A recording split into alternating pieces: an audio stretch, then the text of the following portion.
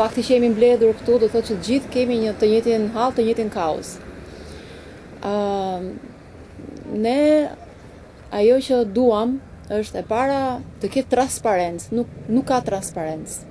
Ajo që na shqetëson është fakti që ne nuk kemi një projekt me transparencë dhe nuk kemi një informacion. Edhe ndërsa flasim. Jemi të injoruar nga institucionet përkatëse, pra nuk kemi asnjë lloj komunikimi. Di që shumë nga personat kanë kërkuar dokumenta dhe kanë kërkuar pasaportën e objektit, pra nëse në shtëpinë e prindërve të mi, sepse personalisht po flas për në emër të ti madh, ne nuk kemi një informacion çfarë do bëhet me ato objekt. Pra, shtëpia ime është diku këtu. Është 160 metra katror. Dhe unë nuk e di nëse ky projekt përfshin të vendosë një stol, se nëse do vendosë një stol, e dua unë atë stolin, po them. Sepse është prona ime, është e shenjtë.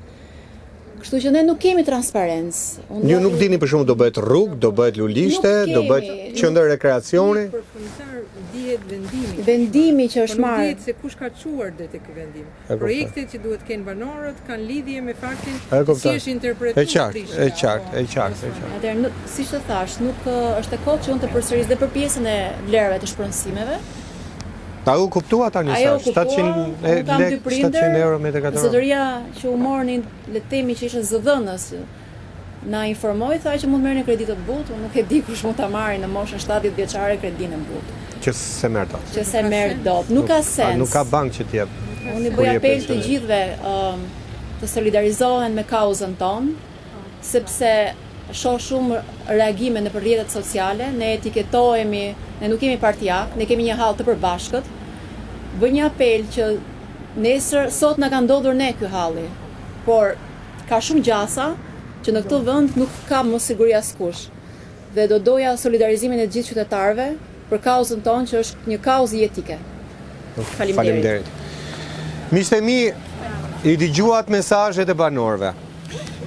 Për ta kuptuar e për ta thjeshtuar, me aq pak lek, edhe nëse do binin dakord banorët, me aq pak lek nuk kanë ku të jetojnë. E dyta, banorët thonë që po u merret prona bash i venit mes Durrësit, ku ata kanë rritur breza, pa i pyetur, pa transparencë, as ç'a do bëhet, as pse një shtëpi prishet e një shtëpi nuk prishet. Pra ka shumë pikë pyetje kjo punë.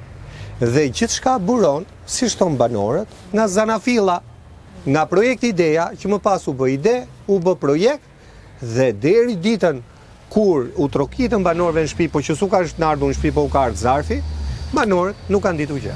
Pra ata që janë pronar prej 200 vjetësh marrin vesh të fundit që do dalin nga shtëpitë shumë shpejt në palc dimri. Mesazhin ja dhan kryeministrit, pra kërkoj nga kryeministri sepse nuk kanë më besim tek asnjë institucion që mund vër në lëvizje mekanizmat për ndaluar projektin dhe për ta rishikuar atë.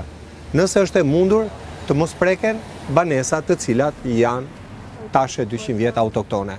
Ky ishte mesazhi nga Durrësi. Emisioni Foli i Radhës do jetë ditën e premte, të premten tjetër deri atëherë nga unë Erion Skënda, kalofshi sa më mirë.